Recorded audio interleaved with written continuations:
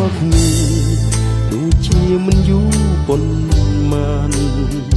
រឿងស្នេហ៍បានកើតពីភាពរំភើបមែនទេ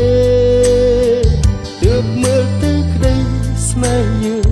មិនសូវជាស៊ីជម្រៅគ្រប់យ៉ាងកើតឡើងទៅជាសូបិនយើងមើលមិនឃើញភាពមិនចុះសមរម្យគ្នាទើបឲ្យវេលានាំចិត្តវង្វេងយ៉ាងនេះពួកយើងមិនអាចដើរទៅរួមផ្លូវជាមួយគ្នាបានត្រឹមតែមានអារម្មណ៍ល្អឲ្យគ្នា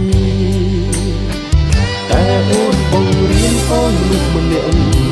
បានដឹងជ្រៅរះអត្ថន័យគឺអ្វីទៅដែលហៅ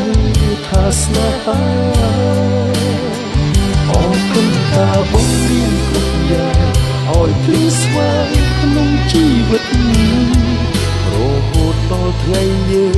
ត្រូវបែកគ្នាចងចាំមិនភ្លេចនៅគ្រាមួយនៃជីវិតដែលបានជួបចិត្តពិសេសគឺបានស្រឡាញ់នោះល្អដូចជារូបអូនបងនឹងខំថែរក្សាអនុស្សាវរីយ៍នេះជាប់ក្នុងចិត្ត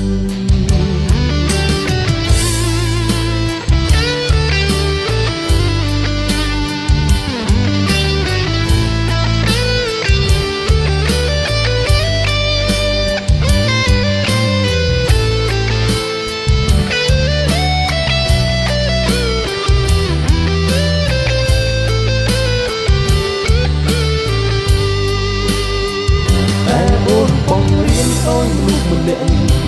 បានដឹងជ្រៅរះអត្ថន័យគឺអ្វីទៅដែលហៅថាស្នេហាអរគុណការបង្រៀនគ្រប់យ៉ាង